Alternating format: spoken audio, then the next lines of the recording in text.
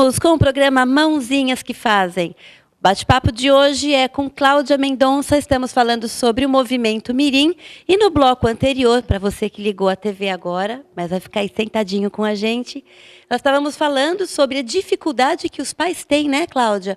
De deixar de assistir às aulas, e aí é o momento que eles precisam confiar no profissional, confiar em tudo que está por trás e dar importância desse desmame. Como é que fica isso daí? Eu acho que são duas questões, né? A gente exige que os pais confiem na gente, mas a gente também tem que se perguntar se nós somos confiáveis. E para que a gente se torne confiável, essa comunicação com os pais ela é fundamental. Então é fundamental que eu explique para esse pai o que vai ser feito, que quando a aula termine, eles também entendam o que vai ser feito. E isso é tão simples, às vezes você demora 2 minutinhos só para passar um feedback sobre o que aconteceu naquela aula, o que foi exatamente aquilo. Muitas vezes o pai tem uma leitura da situação do leigo, né? E cabe ao professor, na verdade, fundamentar de fato o que está acontecendo naquela aula. E esse desmame, na verdade, para ele acontecer, tem que vir do professor. Né? Quer dizer, essa informação sobre a importância disso tem que vir do professor, que é a pessoa. Cláudia, mas você dá aula ou você fica na recepção? Como é que funciona? Porque não, em geral, na verdade, você matricula o filho numa academia, numa aula, ou até cursos na escola também, extracurricular. E como é que esse pai chega até você? É você quem está vendendo, né? Vamos falar assim, ou apresentando os valores, né? A importância. Ou então os pais, primeiro eles fazem a matrícula e depois que eles vão ter o privilégio de conhecer. Eu acho que é interessante quando você buscar, na verdade, uma academia, um clube, enfim, uma escola. Perguntar, tem Cláudia Mendonça? Não. Que eles, na verdade, assim, que eles conheçam o gestor ou o professor antes de fazer essa matrícula, para que todas essas questões sejam esclarecidas, né? No meu caso, o Movimento Mirim não existe um lugar, né? Eu formo professores, então é sempre separado de uma academia, de uma instituição de ensino, enfim, né? Tem empresas que me contratam também, mas eu não estou no dia a dia, eu estou, na verdade, no bastidor. Agora, eu trabalhei durante 20 anos fazendo esse papel, né? E muitas vezes, o que eu acho muito positivo, antes da matrícula, o pai me procurava. Né? Quem que é o coordenador, eu posso conversar com ele, para que ele conheça, de fato, todo aquele trabalho que vai ser feito com o filho dele. A gente, quando vai buscar a escola, é a mesma coisa. Né? E isso é complementar agora, exatamente. É verdade. E qual é a idade inicial para matricular a criança na natação, por exemplo? Na natação, a gente tem os programas para bebês, que são muito bacanas, né? Agora, de fato, a criança vai conseguir ter autonomia aquática, que é a garantia que a gente passa para o pai, de que ela não vai se afogar, ela vai ter condição de apresentar isso em torno de 3 anos, mais ou menos.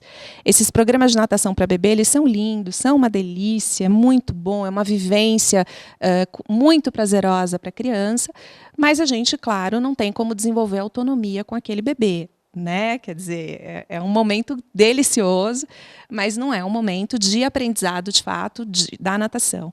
A gente tem condição de desenvolver isso com crianças mais ou menos a partir de 3 anos.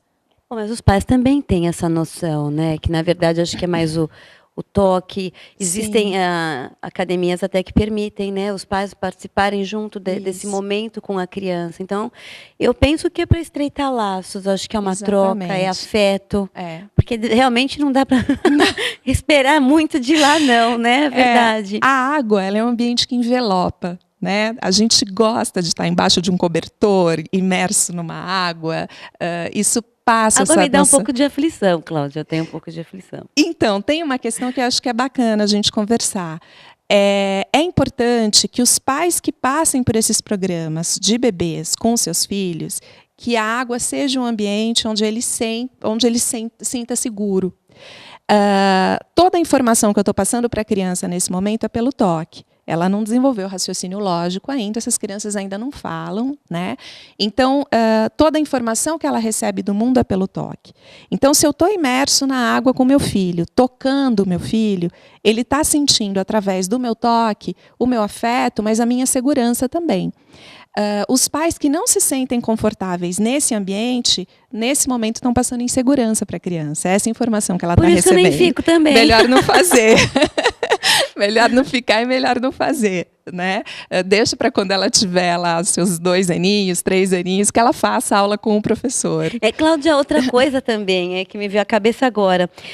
Os pais são muito ansiosos, né? E costumam passar para os filhos, claro, assim, o que eles não puderam fazer na época de infância, mas que os filhos pudessem fazer. Eu, por exemplo, tentei balé para minha filha. Imagina, durou 2 meses, não quis. Faz judô. Então, como que fica isso? Essa questão de tentar, você deve tentar, claro, né? A criança experimenta.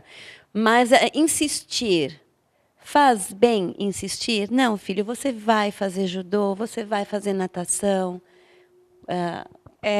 Eu acho o seguinte, o que a gente tem que entender é se a criança não gosta da modalidade, da aula, do professor, ela não está gostando daquela rotina, ou se aconteceu uma situação pontual e ela quer desistir.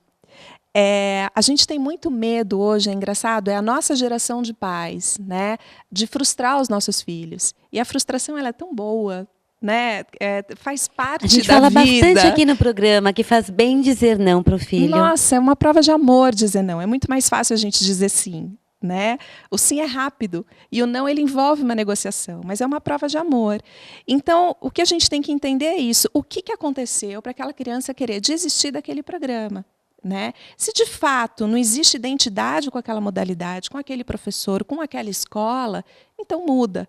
Caso contrário, eu acho que a insistência ela é necessária para a criança também entender que, olha, não é porque aconteceu essa situação pontual que a gente não consiga reverter isso. Né? Então, eu acho que a gente só tem que saber ler o que exatamente está acontecendo. Agora, se é uma criança que a gente está insistindo no balé e ela gosta do judô, vai para o judô, né? Porque essa insistência é verdade. Né? É uma questão nossa como pais, é entender o que o teu filho gosta. Né? Cláudia, como é que funciona o Movimento Mirim? O pessoal de casa deve estar curioso, porque a gente está citando, talvez não tenham assistido o nosso bate-papo no primeiro bloco. Como é que funciona? É um programa? São estágios? Quanto tempo dura? Quem pode participar? A Movimento Mirim, na verdade, eu ofereço em São Paulo 8 cursos modulares, né, ao longo do ano.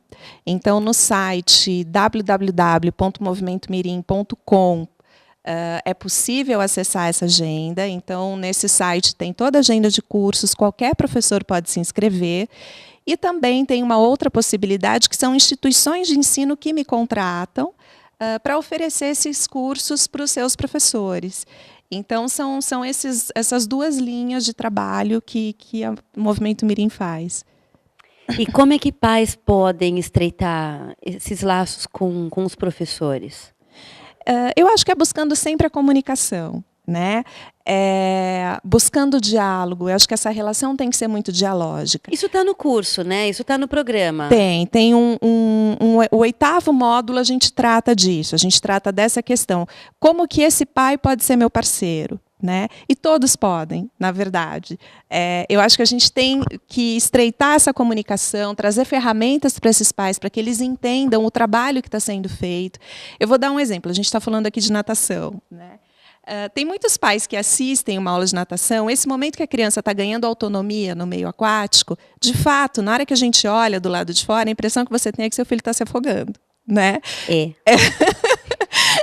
Isso é muito comum. Na hora que você fala, nossa, ela não está segurando ele. Como chama aquele degrauzinho? A plataforma. A plataforma, pois é. E fica ali aquela plataforma ali, aí não se segura, mas senta, né? É um cano que tem, não sei. Tem algumas que tem uma barra lateral e tem outras que não. Exato, a barra. Imagina, eu entro em pânico. Então, essa impressão, essa percepção que você tem, por outro lado, o professor que está dentro da água, acha isso lindo. Porque é o momento, na verdade, que a criança já não precisa mais da mão dele. Né? Mas ela tem que se manter sobre a água. Então, passa essa impressão de que cai. Aquilo vai cair. E muitas vezes cai. Da mesma forma que quando a gente começa a andar, a criança, quando começa a andar, ela cai.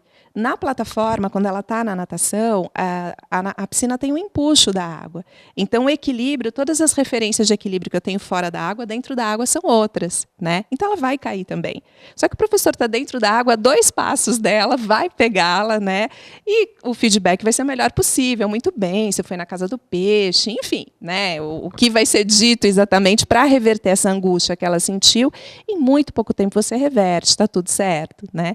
Então, esse esclarecimento tem que ser passado para os pais, porque senão passa essa impressão, ele não viu, ele caiu, né? Ele não cuidou do meu filho. E não, o que está sendo feito é dar autonomia para essa criança. Cláudia, quando você começou o curso na faculdade, voltando alguns aninhos atrás aí, você percebia que o que havia no mercado, a postura dos profissionais no mercado, tinha que mudar? Estava engessado? Poxa, não, vou apenas ser criativa e vou ter um olhar além, né, do esporte. Eu percebo, as pessoas que trabalham com criança, que escolheram isso para a vida, naturalmente elas são pessoas que têm essa sensibilidade muito apurada. Então tem muita intenção. O que a gente precisa é transformar a intenção em ação. E esse caminho para transformar a intenção em ação, na verdade, a gente tem que buscar conhecimento, a gente tem que buscar fundamentação. E isso é uma realidade no mercado da educação física, né?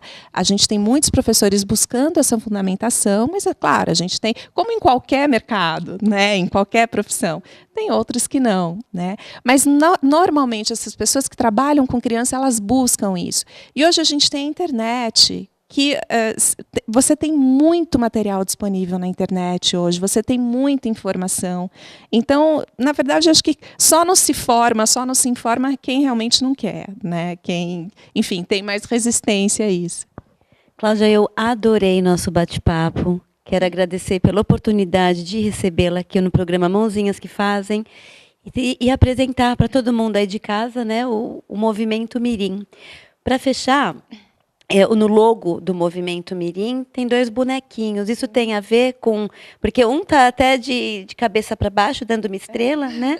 Então, eu acho que até o próprio logo, ele passou para mim, na verdade, né? Que o prazer de brincar, ele está associado também com o esporte.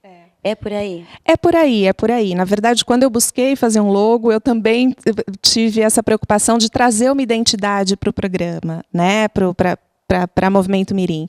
Então, essa ideia, ainda bem que você percebeu isso, porque, na verdade, é a ideia que eu gostaria de passar, né? O movimento está atrelado ao prazer, ele está atrelado, enfim, o esporte da mesma forma. A gente tem que buscar essa fundamentação toda para trabalhar com criança. Cláudia, eu vou pedir para você deixar um recado pessoal de casa da seguinte forma. Um recado, na verdade, para os educadores, para os professores, né? Professores de educação física, principalmente, que não tenham apenas o esporte como esporte, mas que tenham um olhar mais amplo, né? Através do esporte, que vá além. O que você pode fazer, o que você pode comentar aí para eles, deixar como dica, para ver, né, realmente mais além, e que não é aquilo, porque o programa para mim foi muito enriquecedor, o nosso bate-papo de hoje foi. Né? Então, quer dizer, esporte não é só o esporte, tem muita coisa por trás. É engraçado porque, assim, essa questão a gente consegue ver até em alto nível. Né? Você vê, às vezes, o favoritismo da Olimpíada, ele não existe, ele inexiste. Porque, às vezes, a pessoa que é o melhor atleta, teoricamente, no papel, seria o melhor atleta, que tem o melhor tempo, que tem a melhor performance, naquele momento daquela competição, teve um abalo psicológico qualquer e ele não conseguiu render, ele não conseguiu produzir. Então, o próprio esporte de alto nível traz essa resposta para a gente, né? Traz essa evidência para a gente. Imagina as crianças, né? Imagina o esporte de base, imagina a educação física infantil, o quanto que a gente tem que estar atento para essa criança, né? Saber ler essa criança, saber ler esse tônus, esse choro, enfim, todas essas manifestações que elas trazem para a gente. Antes da gente começar a ensinar, é necessário que essa criança esteja à vontade naquele ambiente. Eu acho que a grande dica é essa. Obrigada mais uma vez. Obrigada a você, Lili.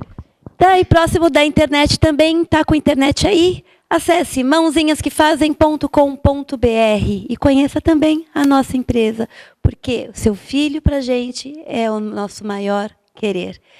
Um beijo, semana que vem estamos de volta.